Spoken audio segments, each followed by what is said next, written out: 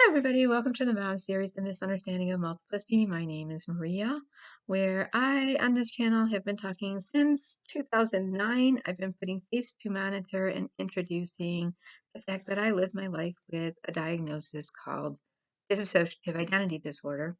At the time I was diagnosed in 1986, it was called multiple personality. And eventually, when it became a disorder, then, and when the DSM reclassified it as disordered behavior, then it became multiple personality disorder. And I have tons of videos on all the name changes because there have been many through the centuries of what this, for some, experience, for others, condition or disorder is. Some people experience their life as with more than one, and it's natural. And they feel they have developed this way, it's natural, and it's not a disorder. Other people, so it's kind of like I want to say like a counter subculture, and there is a counter subculture deep on the internet that had no trauma in their life that they assign to being plural or multiple or having dissociative like states, and they just see themselves as naturally developed. And they call themselves healthy multiples or healthy plurals. So there's all kinds of representations out here. And then there are people that are truly suffering with the stigma of people misunderstanding what dissociativeness is and what their other identities represent and what they're capable of and how that flashes out in real life, in real time. And so I was sharing that from 2009.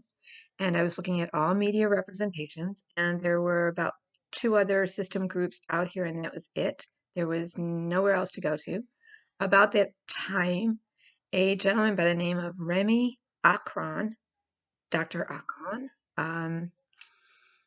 in the UK, was looking to put dissociative identity disorder on the books in the United Kingdom because he had worked at the ISSTD in the United States with kind of the grandfather experts of multiple personality back in the day.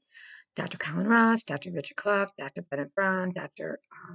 Frank Putman, Dr. Ralph Allison, all of these people who made up the ISSTD, the International Society for Study of Trauma and Disassociation. He worked there.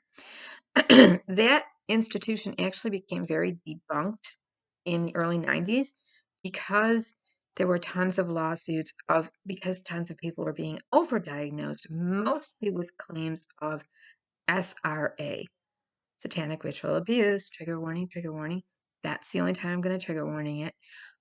When the witch hunts began for daycares and abuse in daycares and occult type abuse, when there was over diagnosing of it, then the entire psychiatric field and psychologists started to back away from entertaining whether or not MPD or even D.I.D was real. There was no scientific evidence for it. As far as many doctors felt it was a pseudoscience, and that there were many doctors that were making a pretty buck, lining their pocket, bringing a cash cow, playing a game, and creating more than in their office. But for those of us that actually went to therapy and experienced our life as with more than one from childhood, and it was a matter of documentation, there was trauma in our life, that was documented, there was chaos in our life, that was documented. We went to many schools, we lived in different houses, we had plenty of different caretakers, we had abuse in our life, we had neglect in our life, and turmoil. We were said in the 70s and 80s to be like war fatigued. And this is how a social worker explained it to me when I was 17 years old in school, is that he was treating people that came back from Vietnam War, and they were war fatigued, and they were shell-shocked, and they had post-traumatic stress. He was starting a clinic for that. So he said, I very much feel like I'm meeting many Marias. And that was the beginning of me wondering, who am I? What, what, why do I so easily flip from one topic to the other? And why am I kind of all over the place? And why am I just reporting with absolutely no emotion and no feeling at all what happened to me when I was a child? When it's a matter of record, and I'm not having any breakdowns, I'm not crying, I'm not showing any emotion, I'm just completely flat. And in fact, what I'm like the fly on the wall observing my own life. Well, for a lot of years, I was in what a lot of people call derealization, and that's a dissociative feature. And I was in also a dissociative fugue where I chose to compartmentalize a lot of what went on. I was aware of it, I knew it, I could report it, but I just didn't feel it. I separated myself from it. So um, I decided after 30 years of therapy and a hospitalization where I had self-harmed, and after becoming a social worker myself and working in the field and working in many multi-dimensional, generational, um, complex situations in family dynamics, that I really loved group dynamics, and that was kind of my niche, my thing was group dynamics. I started paying attention to groups. I especially started paying attention to how can I get this group that I'm with together without the media depictions of integration, where streams to lakes to oceans to I didn't want to do any of that. Didn't want to blend. Didn't want to lose anybody. Didn't want to lose any aspect of myself because I knew I developed with that aspect of my personality. And excuse me, I was also the way it was taught to me from many doctors. And late in the 80s, we had a support group for multiples, which I gotta tell you right now, it wouldn't fly. You guys, it would not. After seeing some of the meetups on YouTube of multiples getting together, it just wouldn't fly. But back in the early 90s, my therapist sent me to a group for people that were being diagnosed with multiple personality. And it kind of went like this. Hi, my name is, hi, my name is, hi, my name is, hi, my name, hello, hello, can I have a new tag? I want to write my name. Over and over, everyone around the circle. Okay, I'm like sitting next to this person. This person's giving me the creeps. I'm going to get it up. I'm not here. I didn't say I would sign up for this. Big hats off to Dr. Jeff for putting up with, I don't know how you managed and facilitated that group, but and it wasn't crazy. It was just like, even for people that had multiple personality, which it was called then, until 1993 when the DSM was changed to 1993, 94 when it was changed to D.I.D. Um, you know, working off the skid and all the DES and everything that people were working with us and talking about our stories, and then alters being invited to come forward and talk, and it really was a monumental exchange of it was clusterfucking. It really was. I mean, I was just sitting there thinking, how did I sign myself up for this? Wait, I just worked all day. I'm going home to my kids any minute because the babysitter is getting paid way too much, and I'm going home. I'm making dinner. I'm not doing this. This is crazy. Um, so we've come a long way, baby. All of us. We've all come a long way on the internet and in person and in society. And as far as awareness goes, we've come a long way.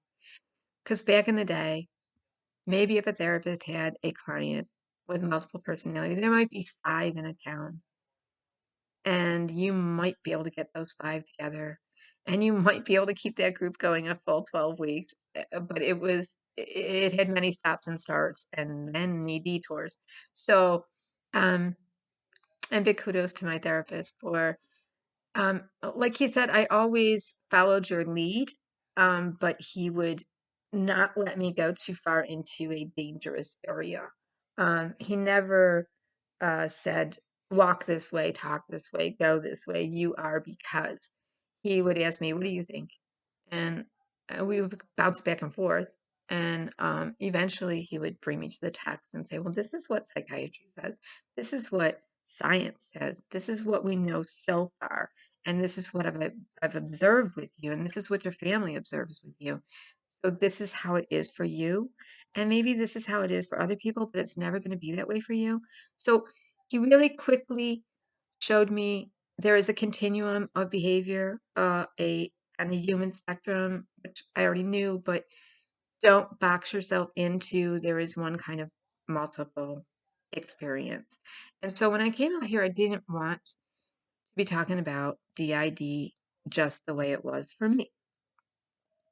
So I started following a show called United States of Terror that starred Tony Collette, that was written by Diablo Cody and Steven Spielberg. Steven Spielberg had come up with the idea along with Diablo Cody through his wife, Kate Capshaw, who knew many actors and actresses who were being diagnosed somewhere between DID and bipolar. In fact, many, many actresses were being diagnosed with DID, and I believe somebody in their family was too. And it became a personal quest of his to understand what is the difference between method acting, Meisler acting, when a person takes on a role in a scene for a movie and goes there emotionally, they go to that rough spot and they abrogate that and bring that out into the role. And then they become that character. How hard is it to take that character off? Because he had seen people actually change just by being change for good. Like decide, I am now acting in a TV drama and I am the character and the character is this. And he knew that was a big leap for the actor he was working with, but he also saw them take on characteristics of the character, features of the character, and then never let go of those features, the things they like. Like, I like the confidence of that character. I like the quirkiness of that character. I like the wit of that character. And they would carry on and move on, and their life with it totally changed.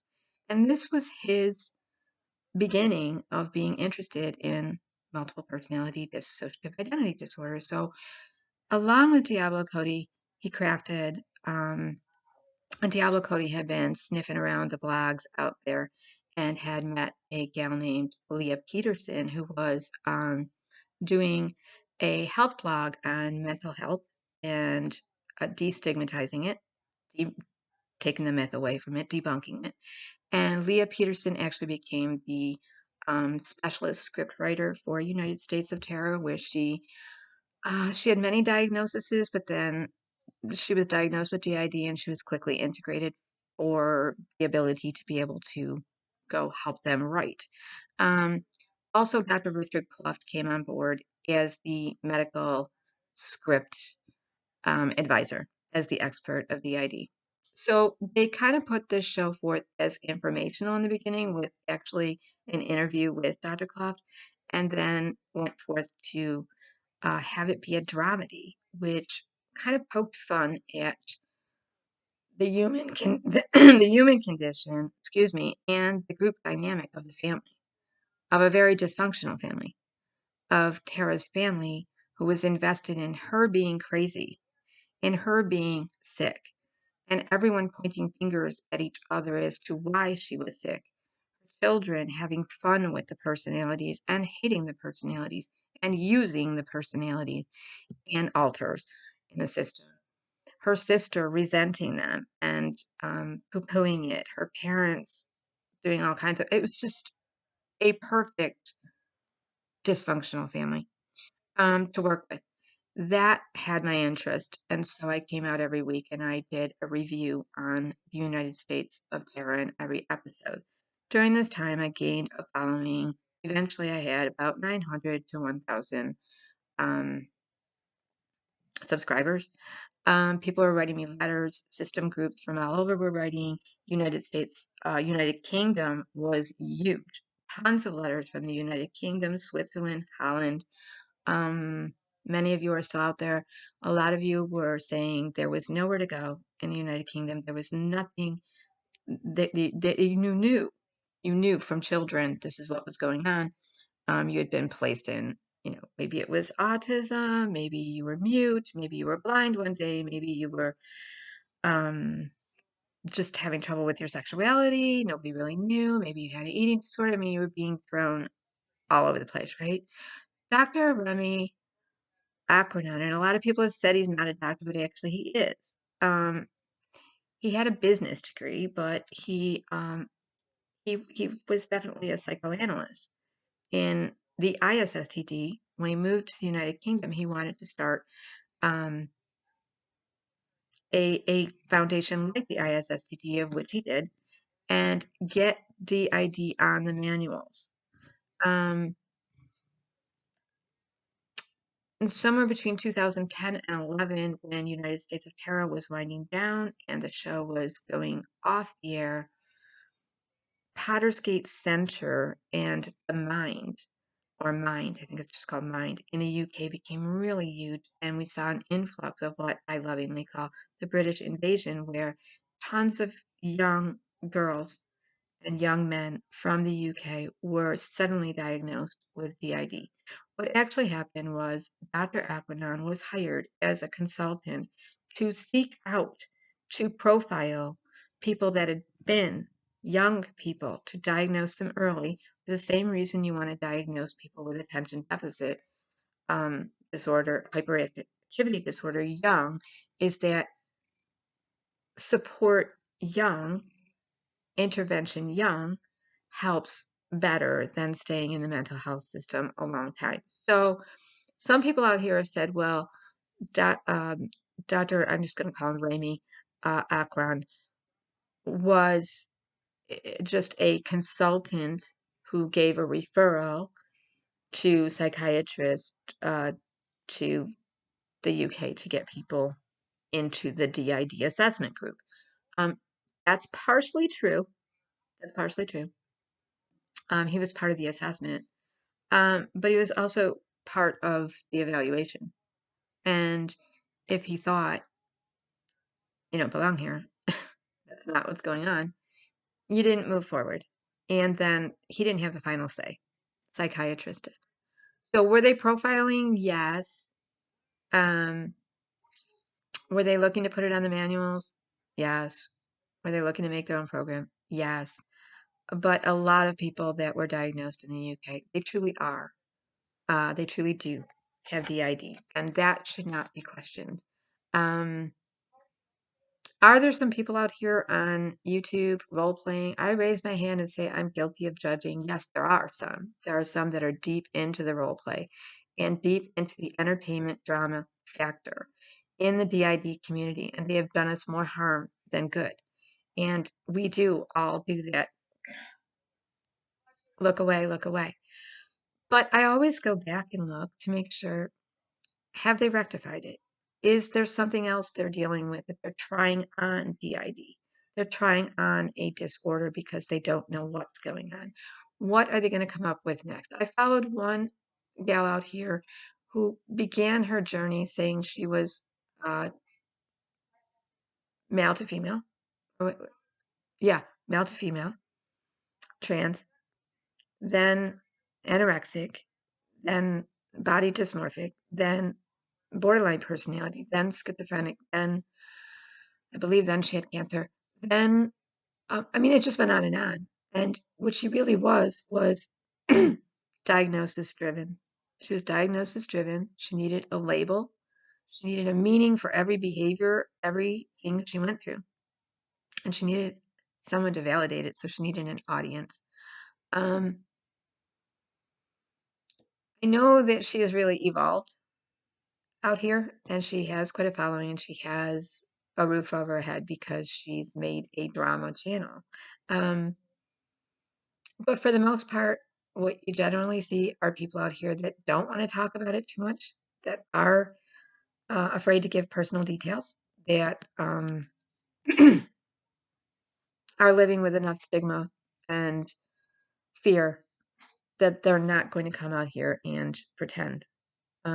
So the majority of people that are coming forward and saying, I've been diagnosed, like that have truly been to doctors and been in therapy, are just trying to share their experience. And when I first came out here in 2009, I kept telling people, I am not the only person with this disorder. There are many people with, and it's not always a disorder. And that was what I was trying to debunk, is what you see in the media, Sybil, um, Three Faces of Eve. Although Three Faces of Eve really wasn't that bad. It was kind of quirky compared to everything else we've seen, right? But Three Faces of Eve, Sybil, all those things were not true. Um, all of the books were not true. All of the soap operas were not true. All of the primetime shows, not true. All of the series, not true. And even music depictions. And then I even spoke about the Illuminati, the Colluminati, the programmed multiples, the SRA, all of it.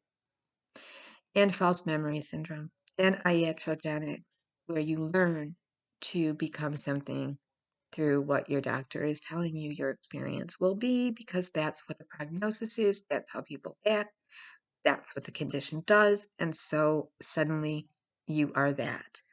I talk about all of that out here. You can just check through my playlist. I mix it up because when I'm talking, I do get nervous, so I like to cook. I don't always like to be on camera. I like to craft, knit, crochet, tad. I like to make videos about my cat. I like to make videos about the weather. I like to make videos about politics and the news. So it's not always going to be about D.I.D, but sometimes it is. And I'd like to build my channel back up again. I did lose about 400 subscribers when I stepped away. That's all it takes, is to not come out here every day and to get caught in the algorithms, to lose everyone. I literally just walked away from my channel. Um, at the request of actually some people in my family who were trying to move on with their life and were like, could you just pause for a little bit? And I did.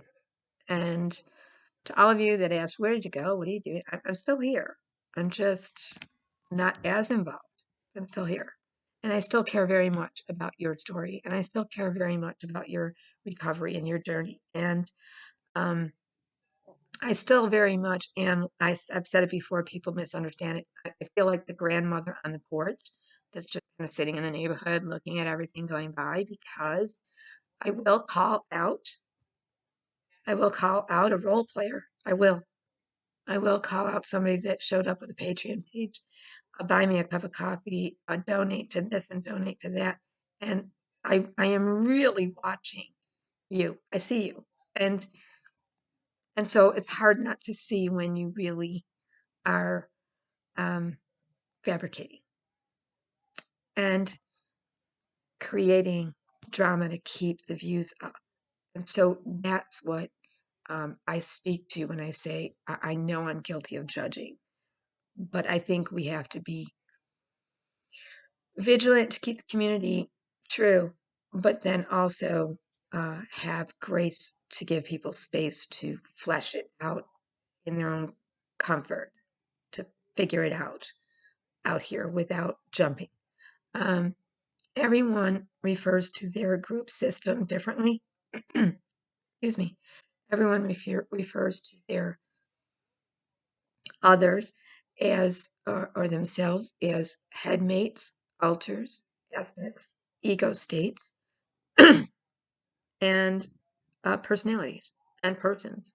And all people switch differently. Some people have very obvious covert switches, and some people have very subtle overt switches, and some people are switching more from one alter persona aspect state to another, and some are co-conscious, blended, and aware and sharing the body, space, time, and experience of life when they're out on video together.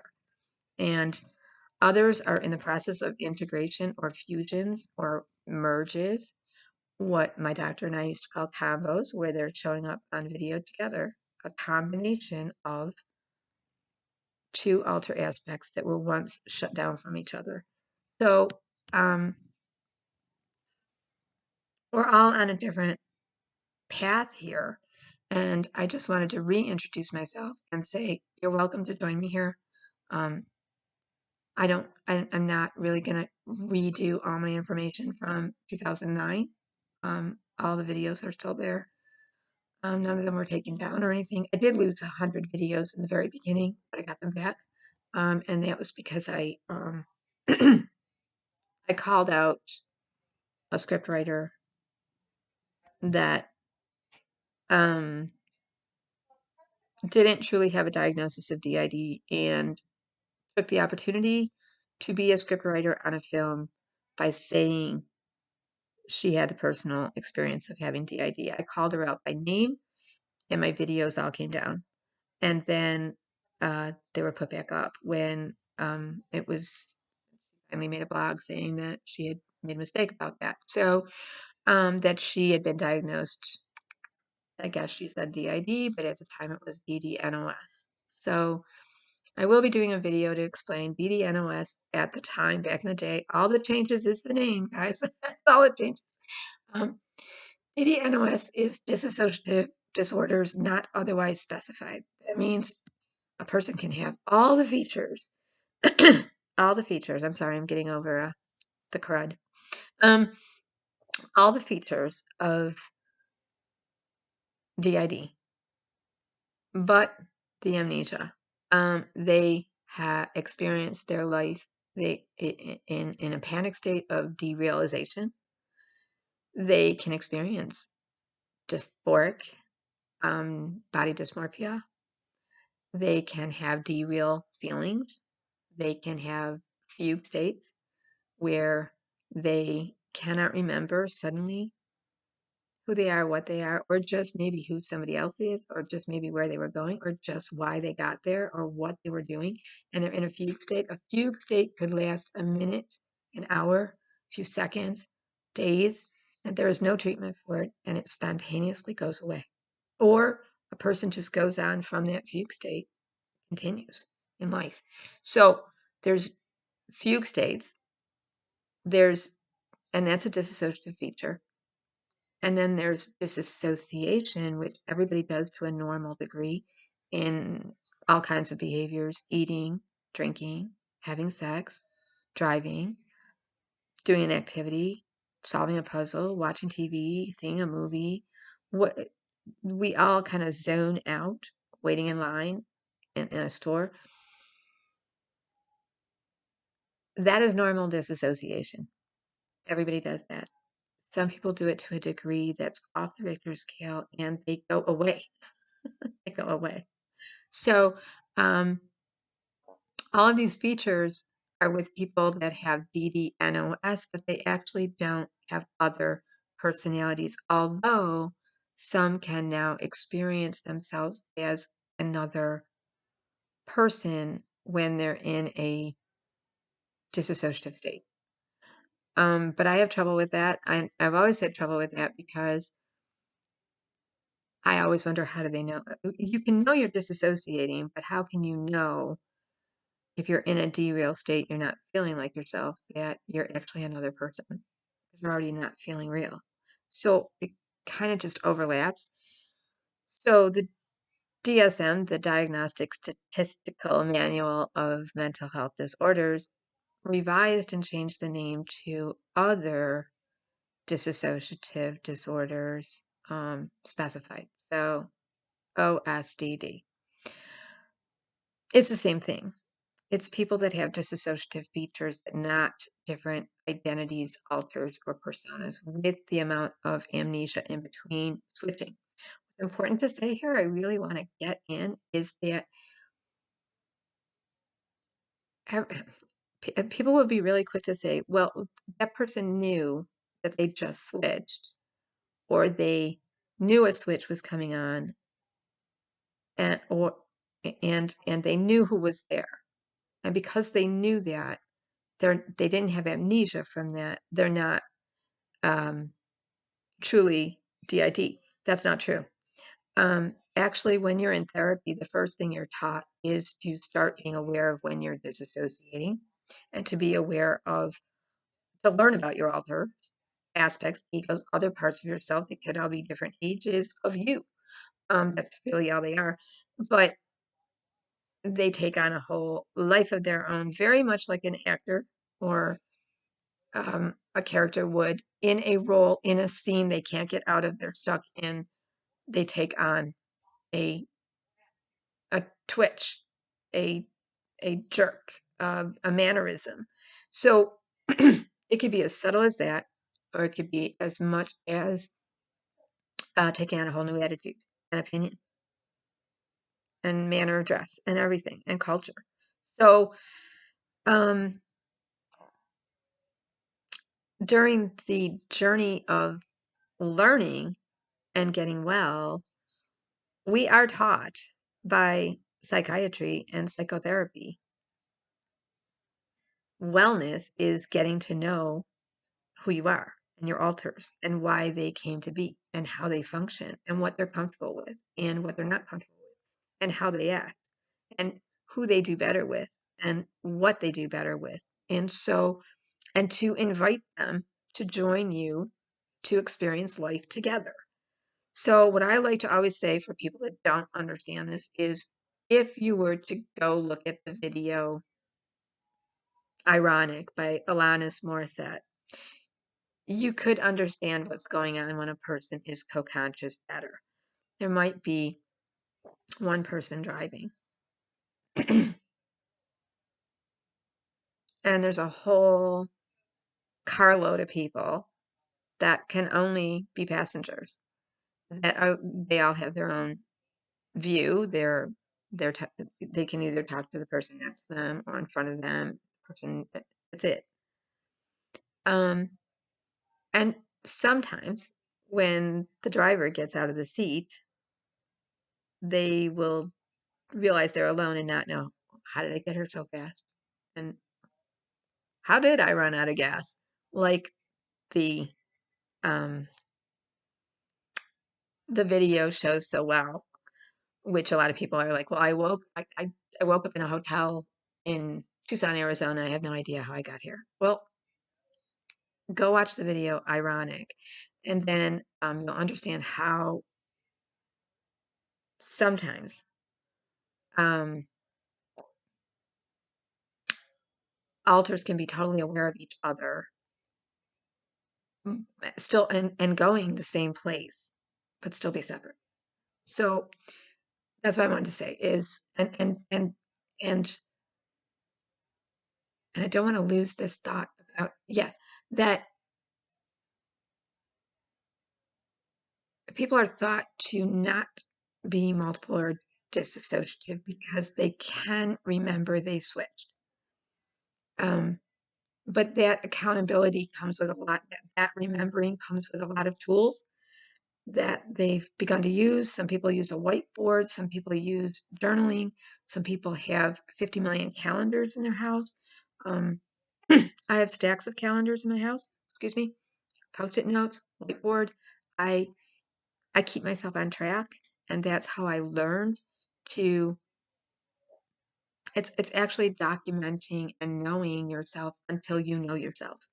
So for years, that's all I did was write down everything I did.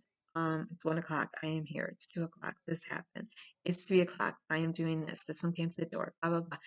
And um, learning to keep track of yourself with others and then invite those others to join you in a hobby. Like, I'm going to sit down and crochet. I don't want to interrupt this project because it can look like you're scattered all over the place and maybe a little hyperactive or have an attenuating problem. And I actually went to a memory clinic a few years back to get a baseline and was told, I told him, well, I've been diagnosed with multiple personality. He said, yes, I know. And he was a neuropsychiatrist and he ran all the tests. I mean, to make sure I didn't have Alzheimer's or anything else. I was like, I just want to get a check on my short-term memory. He said, actually, you are so used to keeping track of you. And you are so, um, he said that people that become like almost OCD about this, that have to do this because of their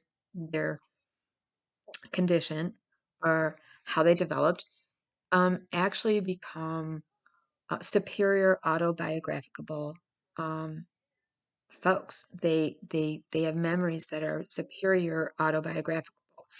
Anything that happened to them during the day, around them, people, whatever, they will remember every little detail, all the minutia they don't need.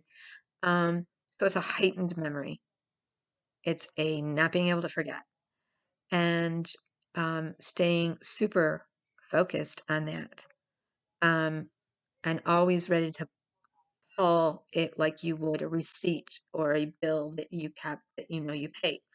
So document, document, document. And he said all that documenting, all that mapping, which we're told when you are diagnosed with MPD DID, is to kind of give the therapist a map of where you see others in you. Or a lot of times when the therapist is meeting with other aspects of you, they will actually ask them, where do you hang out during the day? What's inside? Who's with you? How long have you been there? How old are you? So a lot of times your inner system mapping is happening between your therapist and you. So um, the actual being together and allowing your alters to be out with you and not hiding them is where the healing is.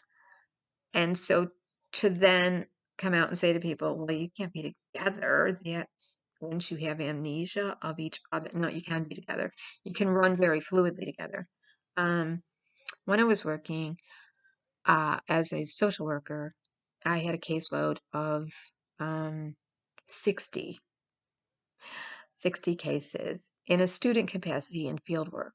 And when I graduated, I had a caseload of 180.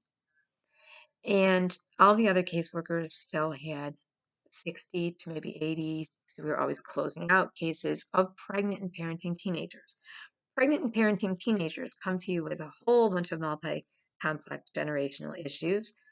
There's substances involved sometimes, there's drugs, there's alcohol, there's two sets of parents, there's the daddy, there's the mommy, there's grandmas, there's siblings there's all kinds of stuff. And I had a supervisor say to me, I don't mind that you're multiple. It's an asset to you. Now, it wasn't like she was saying you've got a superhero brain or anything, but she said, I can get 20 times more work out of you than I get from all those four workers, and you can carry more caseload. And if I ask you at any moment, what are we doing with Miss So-and-so and the baby? Are you getting ready to close her case out? What's going on? What's holding it up? She's reaching 21. What service have you made? I just knew it. Like, bam, knew it. Didn't have to go search through files on the floor and in my desk, whatever. I just knew it. Um, so it can actually be a strength, and it was when I was in college, a big strength until it's not. Until it's not. And there will be times it's not and times it is. So it's a different experience for everyone. And I invite you to join me out here and to keep joining and learning more about people's experiences and what society has called disordered, what society has stigmatized, demonized, made up a lot of myth and legend for, and caused a lot of fear for people. Um, don't hide, continue to come out. And I do want to say big congrats to Dissociative. And I think it was great of Reddit bunch to field questions.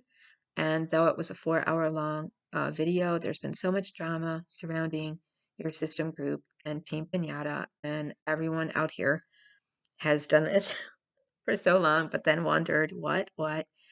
I think it was very brave of you to answer a lot of stuff you really didn't have to answer. You know, we really are not privy to all of that. We shouldn't be, but I'm glad that you came out and were accountable for it.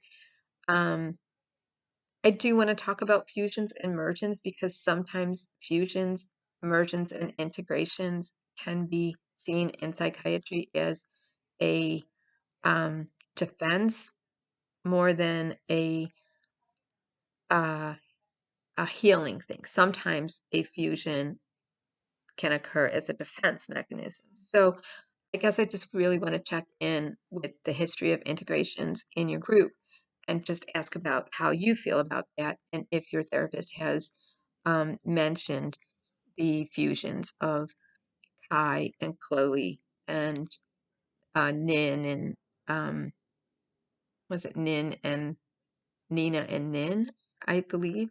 I could be wrong. I'm sorry if I got the history backwards. I apologize. But there were rapid um, fusion merges and integrations during the time that you were away. And I think I would like to hear more about that. Being someone that is in a large system group and that does share the body with more than one and co-con runs daily with more than one. Our fusions have never been able to hold completely. So I guess what I'd like to know is if those fusions were suggested by your therapist or if they happen naturally. And that's all. That's all I got. Take care, everyone. Bye bye. Thanks for listening.